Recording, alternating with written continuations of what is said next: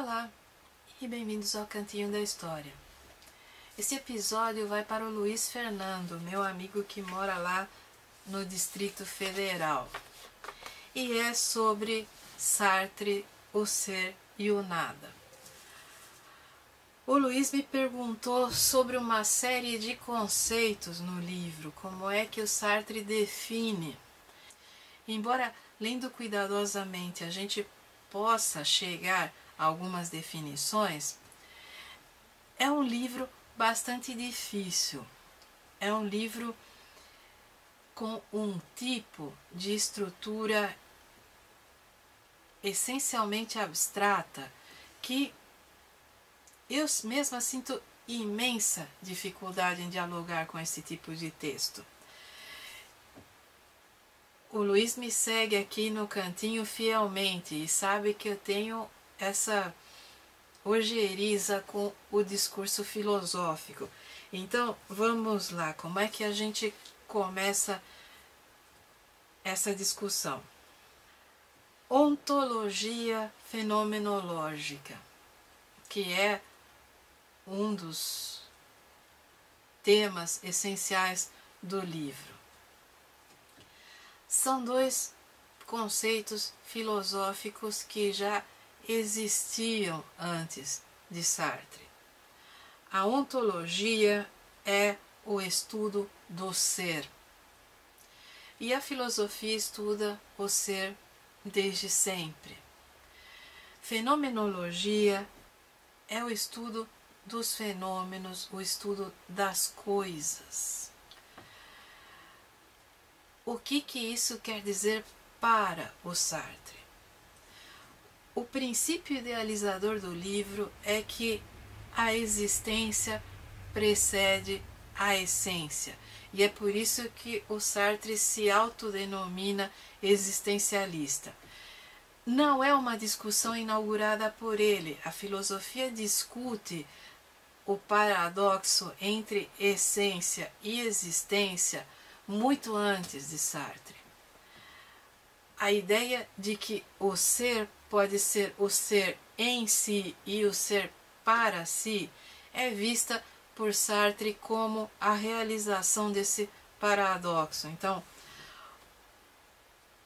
a existência, que seria o ser em si, é uma coisa inócua, é algo sem grande elucubração mental. Aquilo que existe meramente existe, vive, vegeta, sem qualquer consideração consciente sobre a própria existência. A partir do momento em que se toma consciência dessa existência e se desenvolve uma essência, aí acontece o ser para si, que é aquele ser que tem consciência da própria existência e tenta desvelar essa existência, tenta compreender os fenômenos e as implicações dessa existência. Veja que é um nível de abstração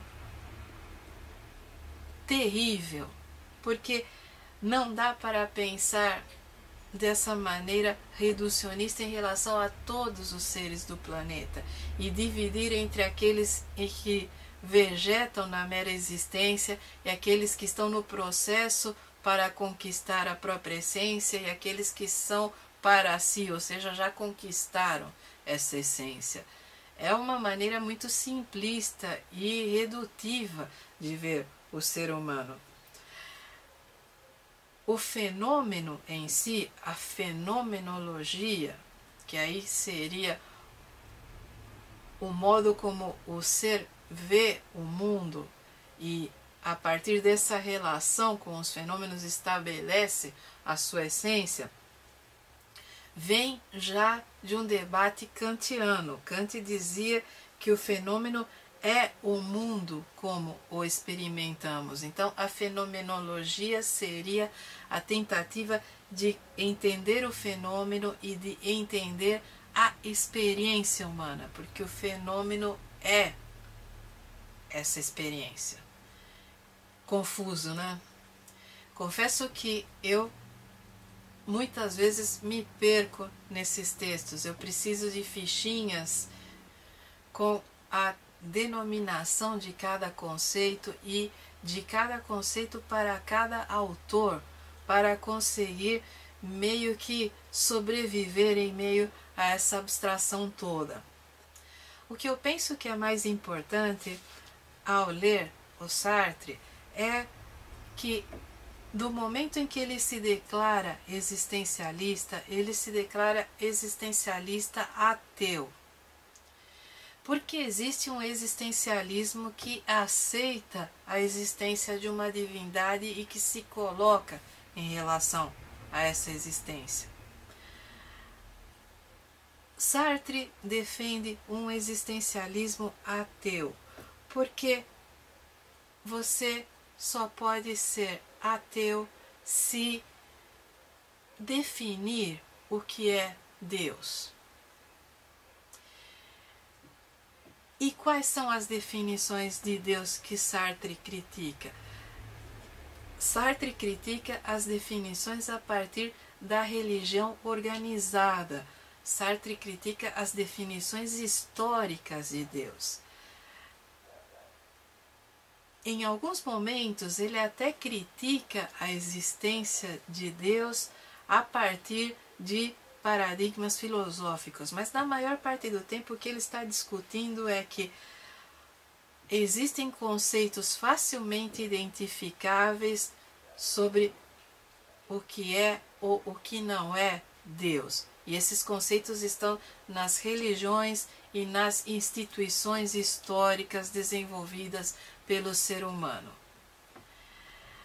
Só que esses conceitos de Deus tolhem totalmente a liberdade humana.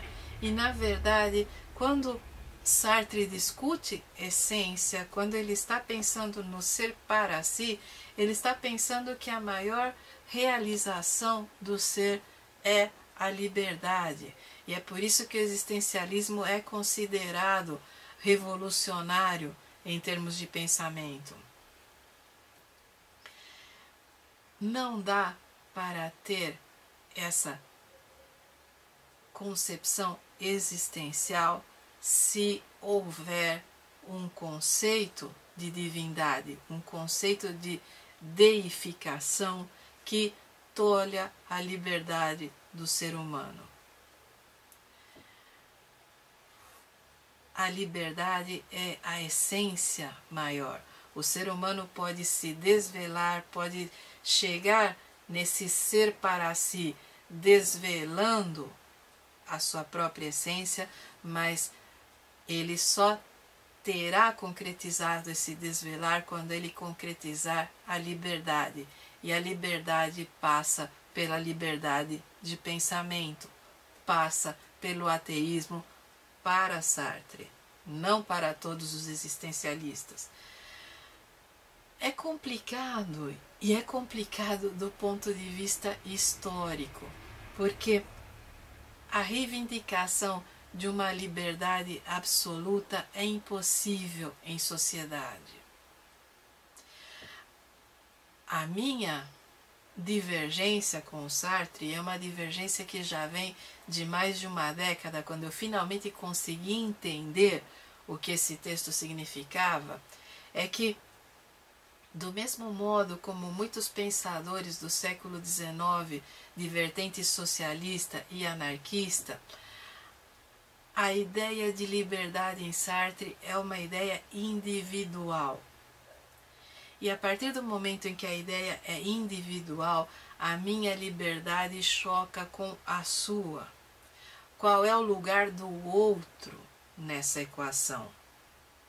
Qual é o lugar da alteridade da minha relação com o outro? Para o Sartre, o outro é sempre contingente. O outro é alguém que vem e vai na sua vida conforme os seus interesses e não os interesses do outro. Então não há uma relação de alteridade saudável nesse tipo de existencialismo. E não porque ele é ateu, porque o ateísmo é uma condição apenas circunstancial nesse ideário todo. O ateísmo é apenas complementar a essa noção de existencialismo. Mas o que complica tudo isso, na minha percepção, é que ao realizar essa essência a partir da existência de um ponto de vista tão individualizado e atrás de uma liberdade tão absoluta, o ser humano perde de vista o outro totalmente, o outro se torna um objeto. Existe uma reificação do outro nessas relações contingentes. Você sabe, Luiz Fernando, que eu sou ateísta e que eu tenho posições extremamente pessoais em relação à relação entre o eu e o outro. Muitas vezes, nesse ano de existência do Cantinho, eu já fui acusada de reaça, de ter posições de centro, de perseguir uma moralidade judaico-cristã, mesmo me considerando ateísta. Porque todas essas críticas estão implícitas ao conceito de humanismo que eu defendo. E a minha discrepância, a minha divergência em relação ao Sartre é exatamente essa. Esse ser que confronta o nada constituído pela mera existência, quer dizer, quando Sartre denomina a mera existência como algo inócuo e vegetativo, como um nada, e procura a essência nesse ser tão individualizado e tão livre, o humanismo se perde de vista. A vivência em sociedade se perde de vista, porque as relações de alteridade necessárias para o convívio social passam a ser vistas apenas do ponto de vista do eu. E o outro é reduzido a um objeto, o outro é reificado. Essa é a minha leitura de Sartre. O Luiz Fernando, do que eu tenho visto pelo nosso diálogo epistolar, é uma pessoa extremamente culta e talvez tenha outras leituras. Eu adoraria ver as suas críticas, tanto lá no blog quanto por e-mail.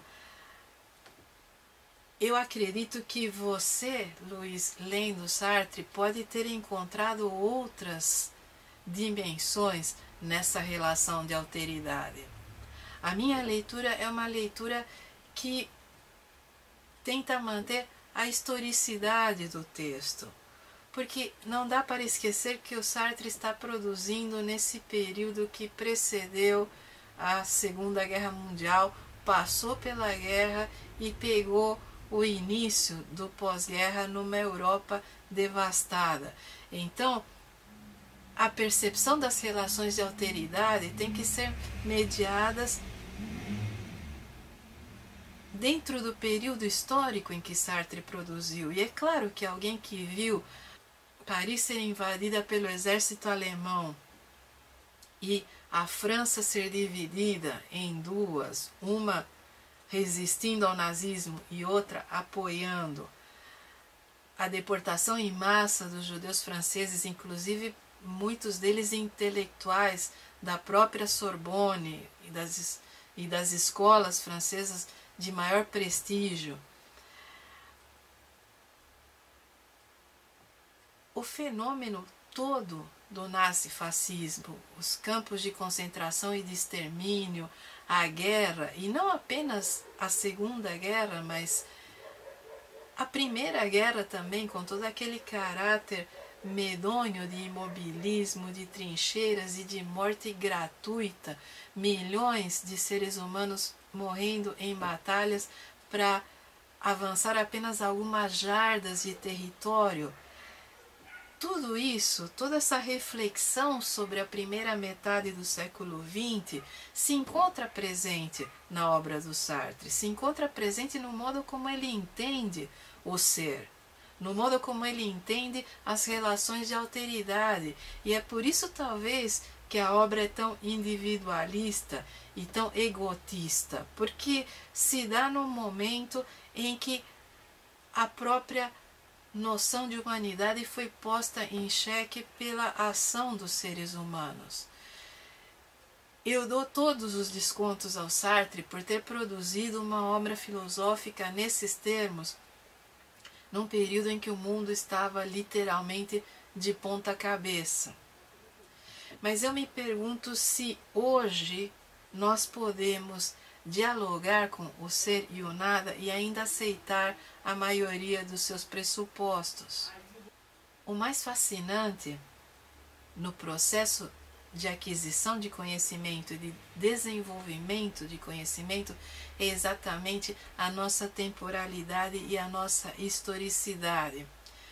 Filosofias que se propõem a definir o ser humano de hoje para sempre ou de sempre para sempre são bastante megalômanas. É importante que os filósofos tenham essa noção de que existe um diálogo intelectual que já dura 5 séculos para mais na modernidade e que, se pensarmos na Hélade grega, nós ainda estamos dialogando com filósofos de 2.600 anos atrás.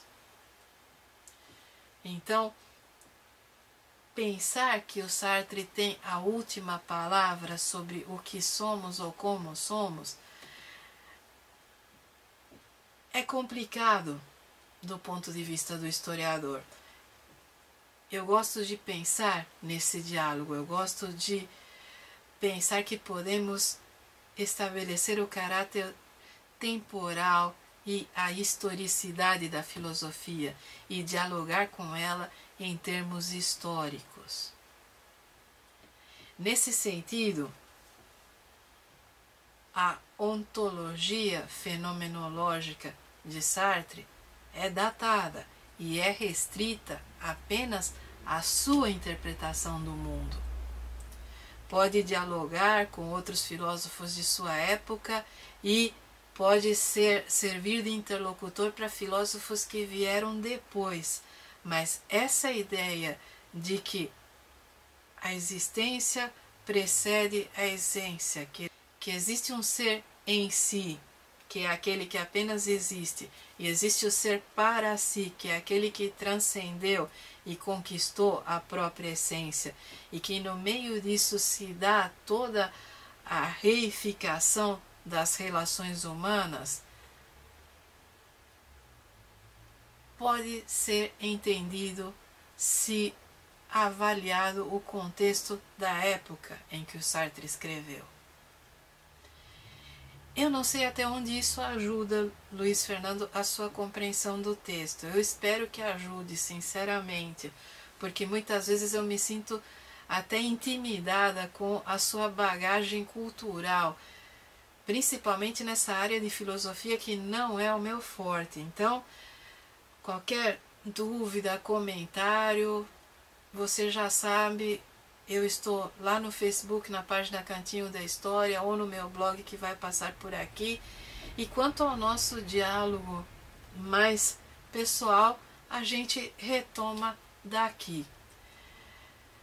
A vocês todos, valem as mesmas dicas. Deixe comentários, sugestões, críticas e questões naqueles canais de sempre e a gente se encontra por aqui. Eu demoro, mas respondo.